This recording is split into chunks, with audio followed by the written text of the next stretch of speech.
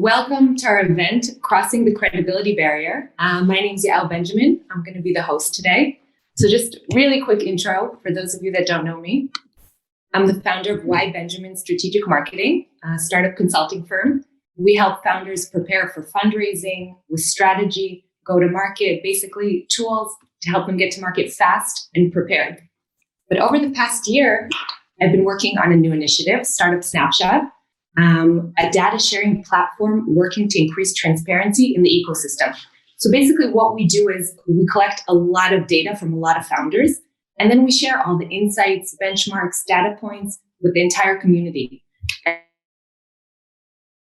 Founders are looking to make important decisions into what's happening in the ecosystem and what others are doing and make better, more prepared decisions. So over the past year, I've worked with this amazing team of partners that are on the call with us, and they're all going to share their insights.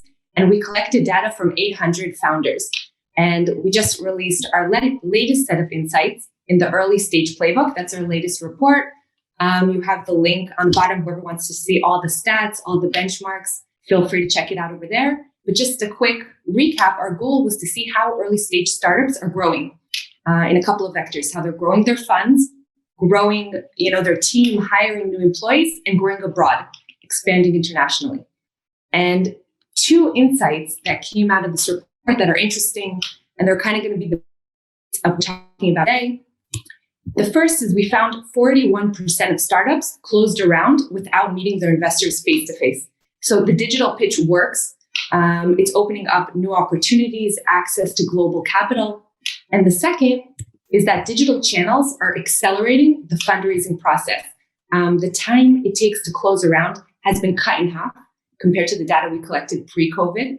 So nowadays, founders don't have to fly multiple times to get a term sheet. They can basically manage a full global roadshow from the comfort of their office in Tel Aviv. So it is true that now with the vaccination, people are going back to flying, and that face-to-face interaction is important. But one thing is clear, some form of the digital pitch or reliance on digital channels is here to stay. It's going to probably complement, the existing face-to-face interactions. But we saw that it is a huge opportunity. It's opening up access to new sources of capital. It's accelerating the way we do business. And it is a tool that we can use, as startups to grow. But there is one challenge that we found. That when pitching digitally, early stage startups are facing this one problem, and it's how to create credibility. How can a new startup, that doesn't have a full roster of clients, testimonials, a lot of traction, big VCs backing them, how can they kind of reach out to new investors and new clients and create a sense of credibility and, that trust and confidence to invest in them or to work together with them? So that's why we're all here today. We have with us three amazing founders. They're each going to share their very creative strategy for how to create credibility on digital channels. We have Tommy from Magical, Tom from Promo, and Yonatan from Supersocial. So I'm excited to hear their stories. So let's get started right away. So first, I think we should talk about pitching investors. And with that in mind, I want to introduce Tommy Barav, CEO of Magical. Magical's a company redefining the calendar, improving the way employees manage their time. The company was founded in 2020, less than a year ago, and already has raised $3.3 million from Resolute Ventures, a VC in Silicon Valley, without ever meeting the investors face to face. So to fundraise, Tommy uses what he refers to as the bottom-up approach, a creative approach to creating credibility through an army of supporters and industry experts. So it would be great to tie in Tommy here and tell us a bit about the strategy, how you went about the process. Thank you, Yael. Thank you for inviting me. So we closed a round of $3.3 million recently, and it was a very fast round. We wanted to create this momentum without meeting face-to-face the investor. Of course, as you know, it was around COVID, and we couldn't fly to Silicon Valley. Like a lot of our investors are located there, so we had to do it over Zoom, and we had to build this credibility because the product wasn't ready yet, right? So it's still in development. we have a bunch of prototypes and UI to show, but it's not really like tangible, like when you have a working product. So we had to raise this money without really a product in place. And this is why we kind of came up with this bottom-up approach, that not all my credit goes to me as a CEO, but also Guy Katsovich was very involved in this. I got put in this strategy, and I gotta kind of send a shout out to him as well, and to Fusion LA and to other investors that really help us. So I want to share my screen just to kind of explain a bit about the framework and give you more like tangible access of our thinking model and the emails that we sent, and because it's more practical. So let me share my Tommy, screen. maybe just first, before that, give us just some kind of an overview about how what the strategy is, how it works. Yeah. So the strategy is basically the bottom-up approach and the framework. And before that, let's talk a bit about the why. So first of all, you need to know that fundraising is made of funnels, right? So there is this funnel of usually as an early stage investor, and I did it more than anyone. Like the first thing that I did before this round, when I had to raise money for the pre-seed, I just approached the top investors right away. When I say top investor, I'm meaning the lead investor.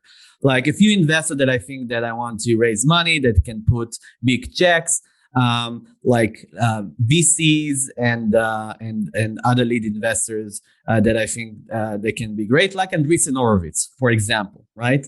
And then I understood that in order to create this momentum and credibility, I can basically shift paradigms. I can shift this the entire framework, and in exchange to approach the lead investor, I can build a community first, approach experts and top experts from my field, and then when I come to meet the lead investor, he or she already knows me, and he already decides if he or she wanted to invest or not. Okay, so this was the first kind of thing that we did. And so the first thing is like around building this community. And when I'm talking about building a community, I'm talking about having some followers that really care about what you do and what kind of problems you're solving. So basically everyone in the world can build a community right now. It's so accessible. There are so many tools to build it. I did it in Facebook. I just opened a great Facebook group, and I just share some problems that I'm facing in in time management, like the way we manage our inbox and the way we manage our calendar. And I just share some workflows. And many people care about this problem and they wanted to find solutions. And once we understood there is a gap between the solutions that people cannot really find, we understood that there is an opportunity to build a software company around it. But everyone that is building a company, any startup that is listening now, any founder can just reverse engineer his product and just think, okay, what kind of community can I build to ship value before I actually put a line of code in my product? So basically the advantage of building this community early on and not after you have a product is you can just identify pet peeves. You can build a team out of this community. This is the way I got to know Tal Peretz, my co-founder, and the rest of the team. And you can also crowdsource solutions and as part of building in public kind of notion. And you don't need a large of a following. Like we started with 1,000 people. That's it. Just find the first 1,000 people, and you have a community that can really that you can really leverage in the fundraising process. So this was the first element. Then what we did in exchange to actually, as opposed to actually target VCs and people like Andreessen Horowitz or other VCs in the space that we want. What we did, we made a list of 50 leaders and CEOs from our space. Okay, like people like Bill Gates, Sherzad. No, I'm kidding. It's not. It's a fake. Just to give you some sense about the funnel. So we made a list, and what we did, we used like a Kanban kind of a view. When you can have, it's sort of like a sales funnel. So contact made, first meeting, if it's signed a safe agreement or not. And basically what we try to do, the goal here is to get them excited about their mission, to sell them the mission, and to have them sign on a safe agreement. We call it like a speedy safe. The safe was ready. It was not negotiable. Like they couldn't really influence the term. It was sort of like it was a cap, but I actually recommend to do it uncapped. But smarter people will talk about it, about the safe agreement after my conversation. But we wanted them to sign a safe and to collect money. So we can go with this army of supporters and then go to the lead investor, or maybe the lead investor will hear about us as a company beforehand. So this was the first thing. So after we kind of collected between 5 to 10 investors, like angel investors, people that really shaping the productivity space, like Dr. Yossi Matias and Jacob Bank from Gmail and Ben Lang from Notion. So people that really shaping this future of workspace and productivity space. And after we got their signature and basically their money, we use what I like to call the triangulation approach method. So basically it's very simple, but also I found it like people think it's like overcomplicating things. I don't think so. So what you do right now when you want to approach an investor, you just send a cold email or you get an introduction from a person. It can be a portfolio company. And we think there is a better way to create momentum and hype. So what we did, we made a dream list of 10 to 15 lead investors, like people that really that their vision resonates with us. Like we went to their website, we really read carefully like what they believe in. If they are founder first VCs, or if not, like, and their DNA. So we made a list, and we basically picked to work with a partner. So we wanted to not only select the fee, and we wanted to select the partner. And what we did, we used the angel investors that we basically add on our list and asked them to basically spread the news about Magical in the same week. So every lead investor got 3 different referrals in the same week, 3 different recommendations. So what happened is that instead of actually approaching the investor approached us with, "Hey, we need to meet. I heard about you from different colleagues that I like, and let's meet." And it's really helped us. It's really also, we knew that we're going to this meeting. That this investor already decided that he wanted to invest in Magical, or he or she wanted to invest in Magical. So it wasn't very easy at the beginning, but it's kind of after a few shots, it was really, really beneficial for us. So just to sum it up, just every investor that you want, like a lead investor, just get a few introduction to this investor. Just send an email. I call it like the magic email. Send an email to someone that can introduce you to this investor, and make it so easy to forward this email without even like adding context. And I want to give you an example of this email, and then it will be the end of my conversation. So this is the email that we basically sent. This is the template. So you can see the title, and we really tried a lot of different titles. We did a lot of A/B testing on that. So quick intro to investor, just change the name of the investor, okay? And the name of the investor, I think, sorry, it's not the name of the investor. Your A is the first name. It's basically the one that introduced you to the investor. So I know, John, I think this investor, this firm will be a great resource for Magical. We use the word resource not by accident, because we didn't want it to be like, hey, we want to raise money. It was more around collecting resources and believers.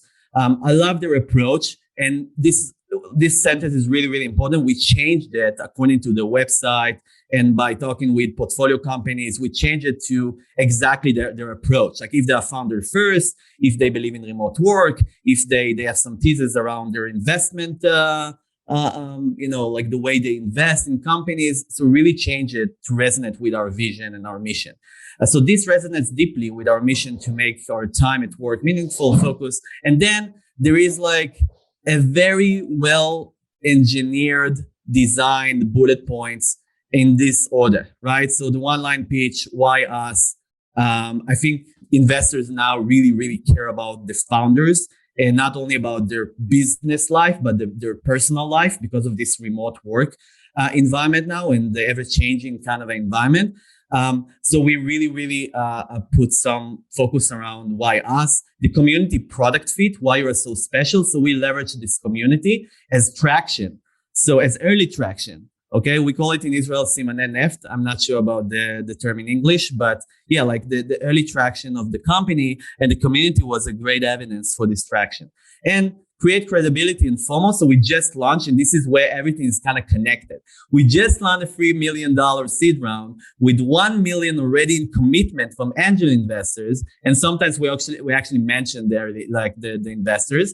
Of course, by asking them first, including leaders in the productivity space, just to create some credibility and FOMO.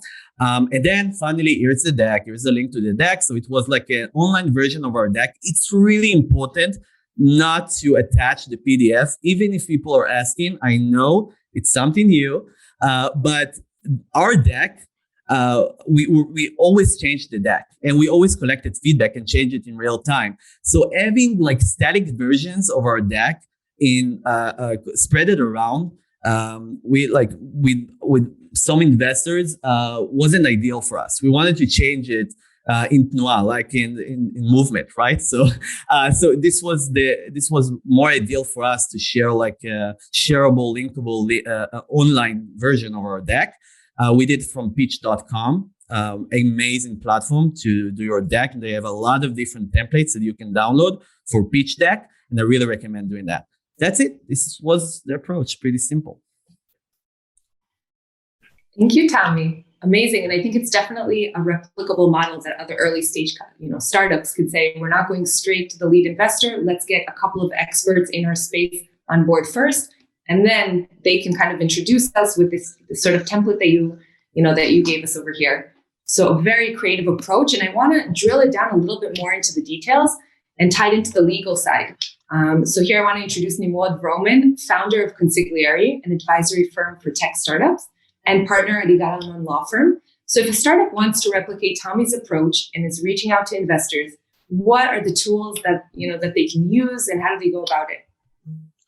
Okay, thank you very much, Yael, and thanks for having me on this wonderful webinar. I want to say Tommy's presentation was great, really replicable, and that's the way to create momentum. I've had the privilege of working with over 400 companies over the last 13 years. I work now with about 150, and indeed times are changing. The world is flattening, and we're raising money remotely. And there are legal cheat codes. They're not bulletproof to create momentum among investors, and then to retain that momentum, which is not less important than creating the momentum. So I think what Tommy said is really far more important than what I'm going to say, because at the end of the day, that's the business relationship is above everything. So I'm just going to try and touch upon 3 legal tips within the contracts that some of them, in my experience, go against the disposition that founders approach me with when I first meet them. So they might be against their initial inclination. So maybe that'll change your mind and change your approach and help you further. So the first tip is to not cynically adopt an approach of a rolling closing deal. You should be able to know how much money you need, but it should be a range. So you don't need exactly $2.5 million. You probably need between 1.8 and 3.1, right? And you should be able to know what milestones you're able to achieve with 1.8 and what milestones you're able to achieve with 3.1. By the way, even that was a bit of a misstep. You should be able to know what milestones you should achieve 6 months before burning through 1.8 and 6 months before burning through 3.1, right? So that you can have enough time to raise your next round afterwards. When you know that and you know your range, and you started creating relationships with investors the way Tommy did, today it's far more common to strive for a financing where there's an aspect of a first closing, where you raise the minimum amount that you need to reach good business milestones. And when you have that first closing and that person signed up for it, and you have enough money committed, then it's far easier to have other investors join the round. Now, the trick here is to get a first mover. Not always the first mover will cover your minimum amount. So what we do today at my firm is we have this agreement, whether it's a SAFE or a CFA or an SPA, that's a completely different discussion if it's an equity round or a convertible. But we have an agreement that basically says, look, if you're interested, sign on with your amount. We will not reach closing if we do not attach to this amount other amounts that bring us to the minimum that we need to get to good business milestones. It's a risk, it's a gamble, but you believe in yourselves at that point because you just finished your deck and you feel cool about yourselves, and you're basically gambling your entire life away on entrepreneurship anyway. So this is just a small gamble in my experience at that point. So that's one. Two, so a rolling closing deal where people can sign on without fully being committed, and they get committed when they're not alone anymore. You will probably need to find at least one who's regarded as an investor that's done its DD and knows your company. The second trick, which goes against the intuition of some founders, especially when they feel like they have momentum, is to offer investors preferred shares. There may be some horror stories about liquidation preference. They are incorrect. There were some problems with liquidation preference after the global financial crisis in 2008, where we had a lot of participating liquidation preference with accrued compounded interest. That indeed devalued the shares of the founders significantly.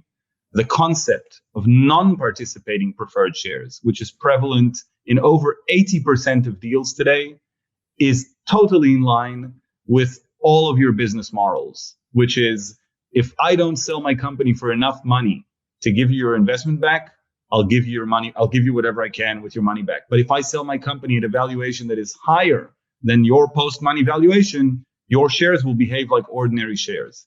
So I say, when you do a deal that's like sort of one-sided, one of those rolling closing deals, get the terms to reflect good terms for the investors. Even if you have momentum, and even if your first movers would be willing stupidly to buy ordinary shares, you can give non-participating preferred shares with a broad-based liquidation, with a broad-based anti-dilution protection, and your investors will trust you because they will know that you know what you're talking about, that you're working within global market standards, and that you're not trying to abuse their enthusiasm to invest and their liquidity to invest just because you can.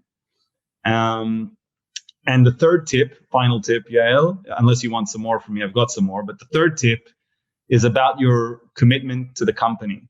And this also goes against some founder inclinations and dispositions. In the past, it was common for founders to adopt reverse vesting mechanisms on their shares, 3 years going forward, 4 years going forward, etc. These agreements have acceleration provisions if founders are let go without cause, or if founders terminate for good reason, if they sort of like get ousted from the company, right? They get all of their shares. In all honesty, whilst this is relevant in a company where investors are like private equity investors who can take control of the company and cause the ousting of a founder, in early stage investments, that's probably not going to happen. Founders are going to leave if they don't get along among themselves. And if that's the case, then you want to be able to at least decide which founder is leaving and try to excavate as much dead equity from that founder as possible to the other founders. And if you structured a reverse vesting agreement with full acceleration on the shares in these cases, you will eventually hurt your company when you yourself are not getting along with your co-founders. So a good solution is to adopt partial acceleration, 50%, 30% of the unvested shares, but not necessarily 100% of the unvested shares. What that will do with your investors, it will really show them that you're committed to the company. It will really show them that you get along, and it will really show them that in time of strife, you will do what's right for the company, and you will give up your shares if you're the person who's leaving. Because normally nobody gets terminated with cause, and nobody terminates for good reason. You just don't get along and you sort of quit. So I say, if you're going to build a deal where you're creating momentum, also lay out the institutions for the deal that build trust and retain trust in the documents. And those are my 3 tips.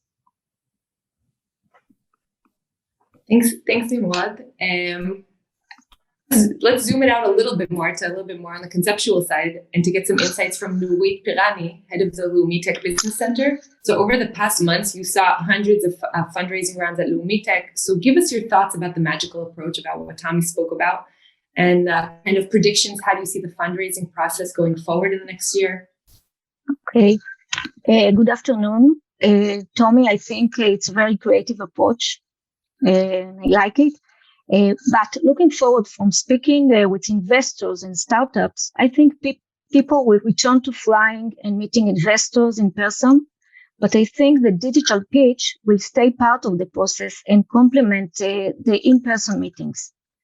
I see it being part of the initial state where investors can filter hundreds of companies and decide who it makes sense to meet in person. For that, the challenge of standing out from a crowd and creating credibility, as you said, especially as an early stage startup, will remain. So this is very challenging, I think.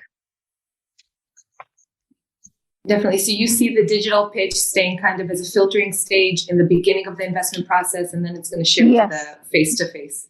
Yes, definitely. It must be. Thank you, Nurit. But beyond that pitch, I think the digital channels are relevant for securing partnerships as well. So bring in promo now, and promo is a great example of this, having secured a large-scale strategic partnership with Facebook, now with Getty Images. So I'll give you a bit of background about the company. Promo is an online video creation platform. Today, more than 2.5 million SMBs use the platform to easily create videos that help grow their business. And for the past couple of years, Promo has a very successful partnership with Getty Images that I think all the early stage startups here can really learn from the process. And this month, Getty also turned into an investor in the company, taking part in their Series B round. So I want to introduce Tom Moore, CEO of Promo. And Tom, would be great if you can start off by telling us, a bit about the story, how you secured the partnership with Getty Images, how you reached out to them. I love to. So first of all, great stories. I love what Tommy shared, and a lot of the points that Nimrod said are the points I wish I knew in the beginning. I think in hindsight, so it's 2020, so it's great. I totally agree with Nurit. We spoke about it before, so I think remote will definitely add up to filtering and helping them find the right fits. So first of all, the story with Getty, I think Rob, I know, is on the session as well. So I first and foremost have to thank him, and it's about finding the right partner in your investor, which is a different session, but I think we hit it off and we sort of saw eye to eye. So with Getty, what we did, and I think this is, some of the questions that companies need to do, is we played our strength. We were a creative company. We worked with SMB. We had 200 million users on our B2C product, and we constantly saw SMBs struggling. On one hand, they needed a lot of content. On the other hand, most of Getty's footage was totally out of their spectrum of opportunities, $200, $300 per clip. And over that, they had to hire somebody to create the clips, to bring in the copy, to put it on social. Everything was very, very complicated. So when we had the chance to work with Getty, and they actually approached us on something totally different on the social, on the B2C side, we immediately recognized that it was an opportunity. And being Israelis or semi-Israelis, we had tapped into our internal chutzpah, so to speak, and we put together a plan. Made it super coherent, made sure that we're talking about new revenue, that we're not cannibalizing their business, that we're looking at something that actually has as a future in the horizon. And that timing was of the essence. With Facebook and Instagram, and a lot of businesses need to create a lot of content, we figured this was an untapped potential for Getty. So pre-corona, we were able to fly there, go to New York, and instead of just reporting on the B2C integration, we were able to pitch sort of the ideas that we had. And instead of leaving anything to chance or just describing the idea, we actually have done a lot of work here. We created the end result of the product. We talked about the market. We actually did our homework on previous incarnations of the partnership. And I think, beyond the first 5 minutes of, wow, why are you pitching this to us? We sort of earned their trust, talked through their fears, showed them the SMBs was a great opportunity. Lucky for us, we had a session with Facebook that was led by Mark Darcy, who is their chief creative officer.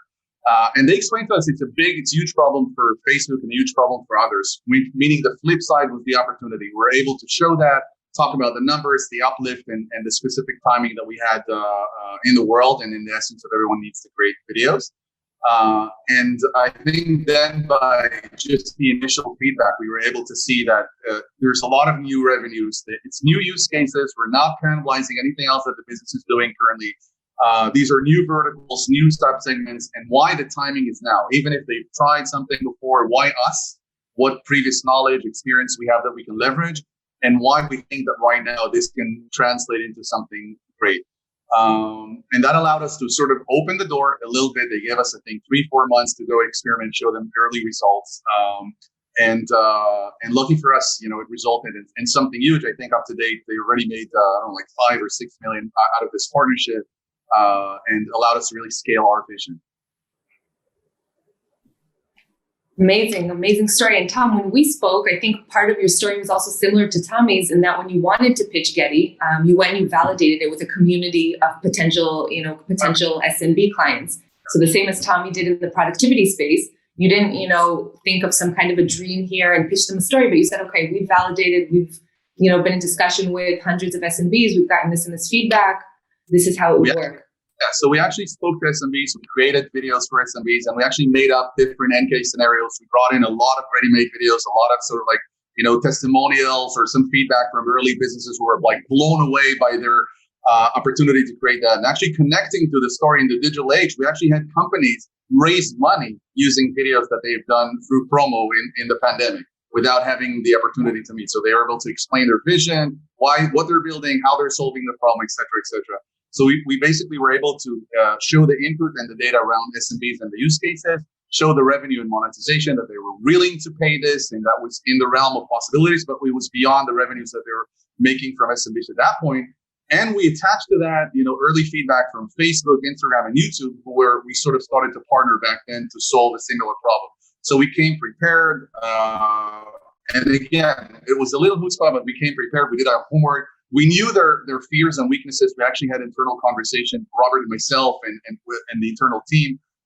And we were able to showcase it. We actually created a deck around it and to show them everything and to showcase our product. Sort of, we didn't have the product, but we showed how would the videos look like. So when they were sitting there, it was the videos, the footage, the music, the copy, the logos, everything was there. And I think they just couldn't say no at that point. Amazing. And when we spoke also, you called it, in terms of how you pitch the story to them, and I love that you called it the Venn diagram of storytelling, right? So if Tommy's strategy kind of focused on who do you get on board to create the sense of credibility, then you were more talking about what do you say, how do you pitch the story, and that there's some kind of a formula or strategy for that. So tell us a bit about this approach and how startups can replicate that. I think in the beginning, this is what we see, and we work with different partners. And I think at the point where we are right now, it's the ability to actually prioritize and say no to projects. So with them, at first we figured, we know everything, and we're a young startup. We're going to show them how it's done. The evolution from footage to storytelling to videos and to content, which is what ultimately the businesses are after. But then, when we looked at it, we wanted to see they already have a great establishing business. It's an amazing company. They're doing what they're doing for a long time. And we're bringing some fresh approach. So it was very important to show this is your strength. This is what we bring to the table. And here's the middle, what we can create together. Make sure that, it's new revenue, new use cases. But if we play our strength, being a creative company, a technology company, a product company, but you guys have the footage, you guys have the access, the rights managed, all the photographers around the world. If we put both of them together and address a new market, the Venn diagram was very positive and showed not just the initial opportunity, but the scale and where we can take it with only actually leveraging the strength that each side had, but without any weaknesses or cannibalization for any of us. And I think the important thing was that it was aligned with our roadmap, where we wanted to go, what problems we were solving, and their roadmap. and what, new markets and anything else that they wanted to experiment with, but didn't have the right tools in their own company. Amazing. So for any startup looking to pitch a strategic partner, you're saying be very well prepared. I remember you told me that, you had hundreds of partners that you could have reached out to, but you chose a couple and you really mapped out this kind of Venn diagram, as you call it. 100%. Your strengths.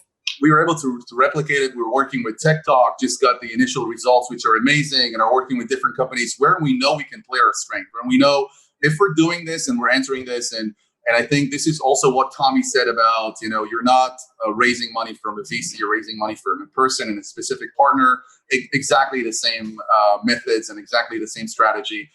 We had amazing people that we met there. It was already felt like this was the team that we wanted to work with, and they were open-minded. They gave us the feeling that we trust your instincts, but we know our business. So the conversation was very mature. And I think, fast forward 4 years after them being an investor and solidify the partnership, I think showed that we had the instincts were at the right place and the execution as well. I want to loop in our partner Weisfeld here and get his insight, because he's really the expert in the corporate startup engagement model space. So great to get his thoughts here. He's now the VP of Ignite Intel Startup. And as we're talking about, what tips or best practices for startups?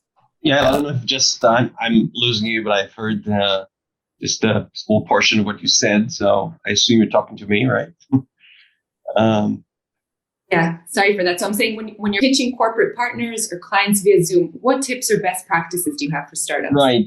And thank you. By the way, thank you for the partnership, Yael. It's been great partnership with you throughout the past few months with the surveys we did together. It's great to see so many friends here on this call. And I think hearing what both Tom and Tommy said, and I think they were right on the money. So Zoom pitching, which is our life in the past year, clearly starts with credibility. Right, it's credibility and validation.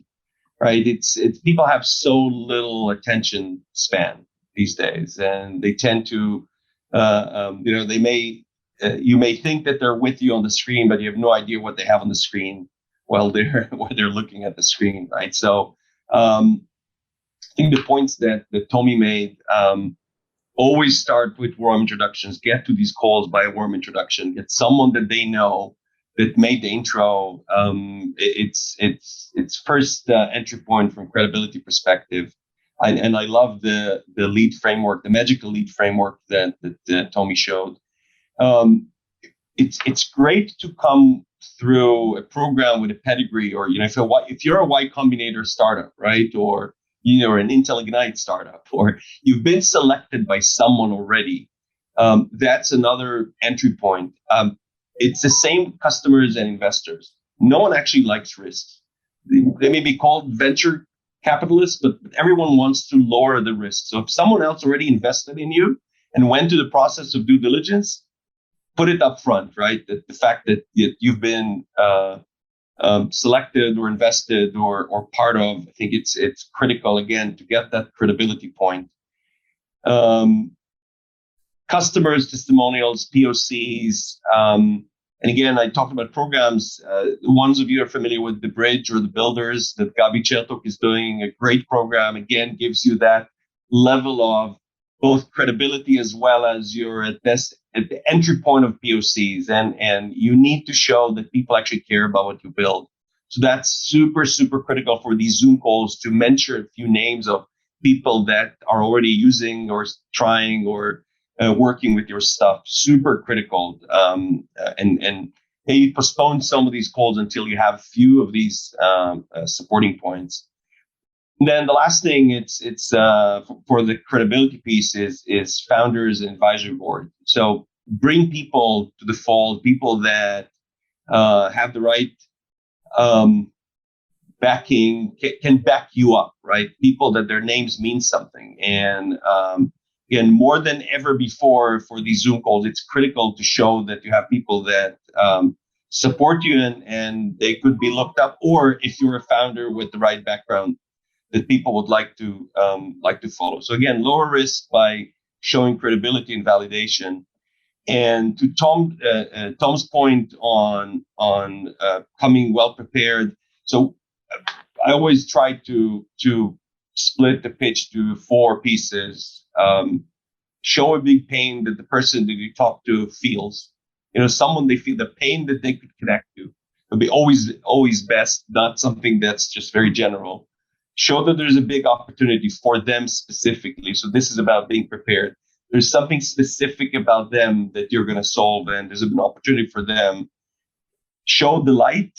So the light, it's the POCs, customers, quotes, someone that's you've changed their life by using whatever you're selling. And then the last thing, why you, right? What's, from all the people in the world that could solve that specific problem, why you, what's making you unique? What's your army background, former startup background, whatever it is. I think it's really easy. When you bring these 4 points, try to avoid technical lingo, right? One of the things I think people are losing attention online is when you use too much jargon, too much technical jargon. They're just getting lost, right? So you don't want them to get lost. You want it to be very, very practical. So credibility, and be prepared and make it very specific to them. I think this is what we're trying to make our startup think like that. Amazing, Tzachi. Really, really good tips. I know you've seen a lot of pitches, and another partner on our team, our VC partner, Robert Cohen, is here. So he's seen a lot of pitches as well, and I want to get your insight. So he's a partner of Benson Ventures, investing in early stage B2C startups, digital SMB, and now a new kind of category that he coined passionware, a new category of tools enabling everyone to be an entrepreneur. So Robert, looking at the promo and magical stories, what conclusions or best practices do you think stand out? Yeah, so first, Yael, thanks for everything you've done with this whole creating this product for the ecosystem. I think it's great, and having these webinars is fantastic. My first tip is, so Promo is, of course, a portfolio company of ours. So my first tip is everyone should use promo.com for their video marketing for pitching investors. I'm sure Tom will give good discounts for anyone who participates on the call. No, in seriousness, actually, I'm serious about that. But I think the common theme that I heard there, and I see it from other startups, is it's not just about getting money. For a lot of fundraising pitches, you're just after the money. If I can just get money, that's all I need. Who it is, where they are, strategic, financial, doesn't always matter. And that can often be a mistake, unfortunately, after that. And so I think it's very important. The common, what I heard from Tommy, and obviously being working very closely with Tom on the whole pitch to Getty and choosing to go after a strategic and why we did that. It goes to hand in hand with where you are as a company, what you're trying to build for the next, not 5 years, but specifically the next 12 months. What an investor, whether it's financial, strategic, whether it's someone who's based in London, Israel, US, wherever, where they can specifically help you in terms of your strategy, your goals, your objectives. And I think that's super important before you pitch. And so think of fundraising as part of your overall strategy. And I think it's not me who said it, but somebody came up with a line: when you're fundraising, you're basically interviewing your next board member. And I think that's pretty important, because the investor is the person who's going to be involved with your company, good, bad, or ugly, but hopefully can help you with resources, with network, with strategy. And so, again, the choice of a strategic partner, I think for Promo, was specific to its needs in terms of doing a deal with a partner that would actually help the business and help what we're trying to achieve. And I think, what I heard from Tommy, aside from the amazing preparation of the email and everything else, is actually thinking about who the investors are, actually spending the time to think about who your dream investors are, because that's exactly where you should start. Doesn't mean you always get your dream investor, but at least start there, and then you know how to work your way from that. So that's something I would definitely push for everybody, is think who are your dream investors, type, persona, and then go after them, and then work from there in order to continue your growth. Totally agree with you. And it's and like Tom and Tommy said, to really understand why them, what's the value that you're giving them, and to come with that whole explanation, with that whole approach, changes everything. It's not a cold email kind of first meeting, but there's already a lot of thinking behind it. And that kind of leads us into our third strategy, So we spoke now about who to get on board to get credibility and how to tell the story. But now that we have digital channels, we can really communicate that story online to the wider community. So I want to introduce Yonatan Raz-Fridman, founder of Supersocial, a startup that creates engaging games for the metaverse. The company was founded about a year ago, June 2020, right at the peak of the pandemic. And it was built day one as a remote first organization. Really interesting. Today, they have 24 employees in 23 cities in 4 countries around the world, fully remote. That was a strategic decision from day one. But one of the challenges of a remote organization is that investors, partners, let's say even employees are never going to be able to come in person and see the office and kind of feel the company culture. So they only learn about you online. So the whole digital communication and the pitch have to be very strong from day one. It's not, a backup tool anymore of I'm going to raise a Series A and then do a full branding project, but it's really has to be front and center from day one. So I think that's a way to build credibility. And I want to hear from Yonatan, his strategy around that and how did he create his startup and really create kind of a Fortune 500 brand from day one. Thank you, Yael. Great to be here and good to see some familiar faces. I think the fundamental insight that I have from, building a fully remote company during a pandemic is the need to sell the company and what it stands for, what we believe in terms of the values, the vision, is much more significant than in the days where you could go and physically meet people. And actually, that's also the opportunity of building a whole story and narrative from day zero of who we are, what we care about, what values we believe in, and how that translates to building a team and building our investor base. And I think that I wouldn't say that that's what ultimately gets you to raise the money. I think there's just a lot of things that feeds into, why do you raise money successfully? I think some of which have been shared in this conversation, some of which haven't yet. But I think the opportunity of building remotely and building those relationships and the narrative on what we believe in, who we are, you have more. It's funny because you have more opportunities to show more about the company, not just you as a founder. Typically, when you come to a meeting with an investor back in the day, it's very much focused on the people in the meeting, and it's focused on a demo or the product, financial business model, and so on and so forth. I had investor meetings where we would do investor meetings and 5 people from our team would come to the meeting. And it was amazing because I think there is this, investors love to talk about the fact that they invest in teams. And I think there's never been a better time to sell your team as a founder and a CEO.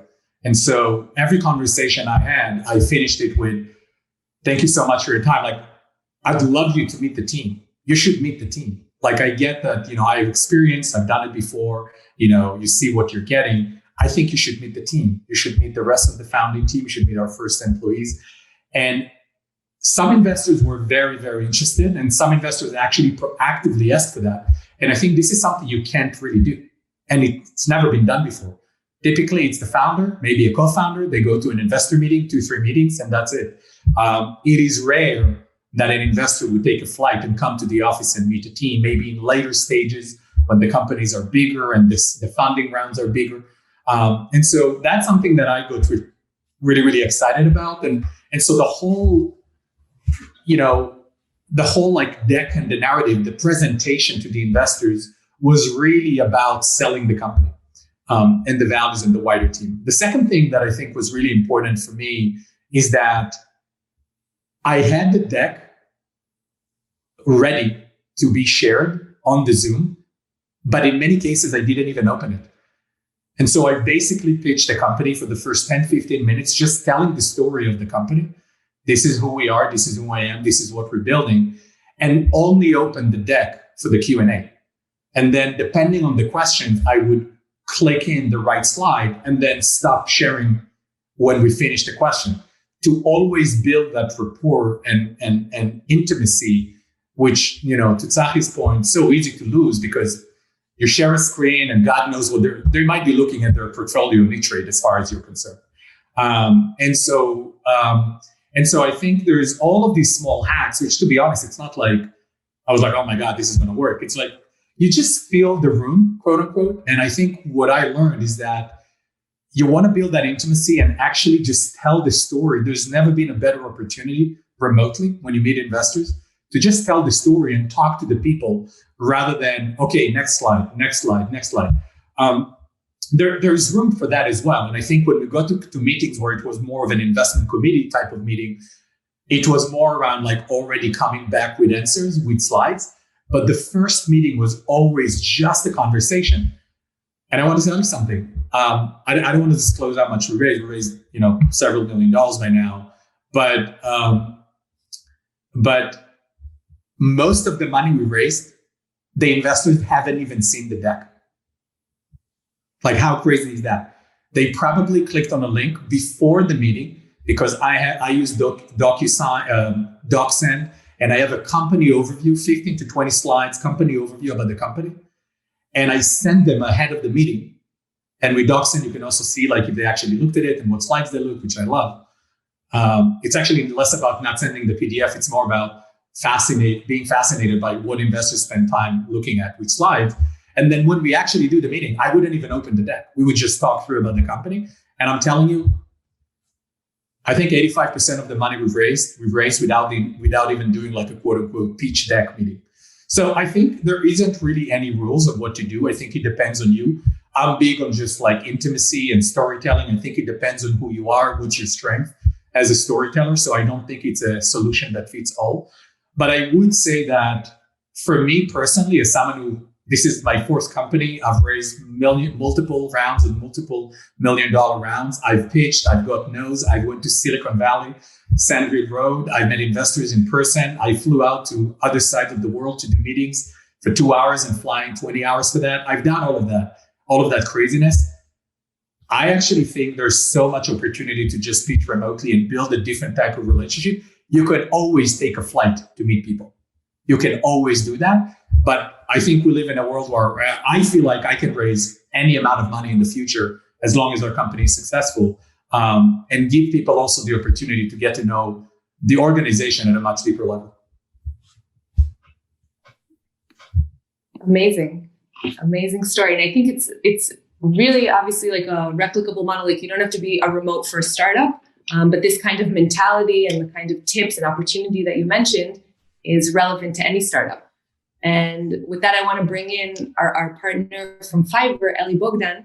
So Flver is a leading freelance marketplace, and Ellie's working on the Flver business platform, which offers startups collaboration tools to manage their freelance talent. And it's interesting for me to hear from Ellie how freelancers can sort of be a secret weapon for early stage startups, helping them create all these digital assets. Like Yonatan said that from day one, you have to have some kind of develop digital presence, maybe not the most advanced tech, but you can have some kind of company overview video, and it could look super professional from day one. And that's all thanks to the power of freelancers. So Ellie, I'll let you give some insights. Hi, Yael. And I want to thank you also for this partnership and organizing all the people and partners together in the room or the Zoom room. And I think it's great value where people share their experience.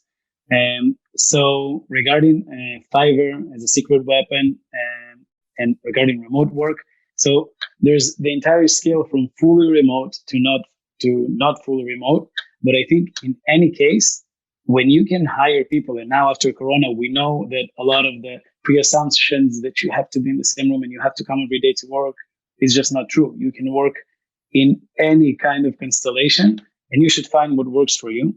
But you can always empower your team, and you can always add several hands to each person when you use professionals or freelancers. And if we're talking about the stage of raising money and about early stages of the company, there is no reason why your assets, your website, your pitch deck, your videos shouldn't look top professional. So maybe back in the day, and not even so back in the day, 10, 15 years ago, you need to raise your first round, maybe second round. And then you said, then I'll do my branding book for the company, my brand guide, then I'll do all the digital assets. But it doesn't happen. It doesn't work like this. In reality, you always pay the price for building the things wrong from the start for building patch on patch on patch.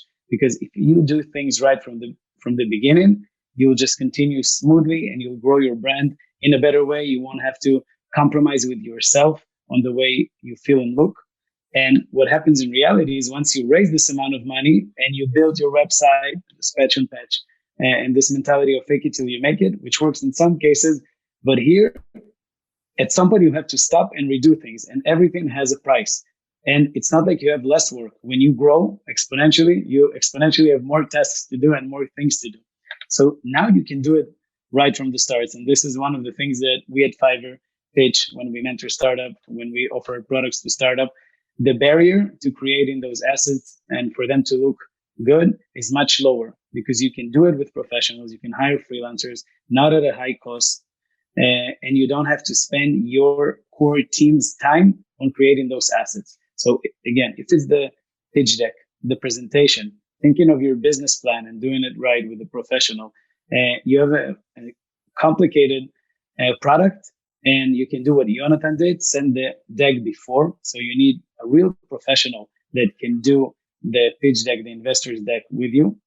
And then you can send it before. But maybe if you have a complicated technology, super complicated AI process, whatever it is, you can create an explainer video and send it before. It will make things easier for the investors you're pitching to. You don't need to spend time instead of explaining how great is your team and what creative a solution you have to what exactly is the solution because you didn't understand something. So we really believe in it. And that's also why we created Fiverr Business, by the way, because before at Fiverr, we had a lot of startups and a lot of big companies also working at Fiverr, but not necessarily the companies who were working. It was people from the companies. And if you want to work as a company, you didn't have exactly the right solution. It was like kind of using your personal Gmail at work. So now you have a solution for the entire team to come on a shared platform. And by the way, Fiverr is just one of them. You can integrate with so many shared platforms. That's why remote work is possible today. If Corona would have hit us 20 years ago or 15 years ago, it would be a much bigger crisis for sure. Because today we have Google Slides and Google Docs, and we have Zoom, and we have all the platforms that allow us to collaborate. And we have Monday, and we have Slack, and it's really a world of opportunities. And for raising money and meeting people around the world, you can look even at the companies that are sitting here. So Fiverr, we did some acquisitions of companies. We did it during Corona. We didn't fly there to meet the people at first. It's crazy if you think about it. Like, it's something that would never pass before Corona, but it's possible. So maybe to conclude this, you don't have to compromise. There's a sentence in Hebrew that says, "Kshetigdal tavin," right? When you grow, you'll understand. We're saying, well, you understand, kshetavin, tigdal. When you understand how to operate correctly, you'll grow faster. So I hope that answered. Definitely, very good insights. And Ellie, maybe you'll send to everyone in the group, and I can send an email, some kind of a link to Fiverr Business, to the new collaboration tools, so that whoever wants to try out the platform. Definitely. So I'll put it here in the chat, and I'll send it to you to send in an email with some discounts to the startups and a free year of Fiverr Business. That's something that we have for the members of Startup Snapshot. To try out. Amazing. Okay, so that's all the time we have today. Thank you everyone for joining and sharing your stories, sharing your insights. You're free to download the full report. And if you have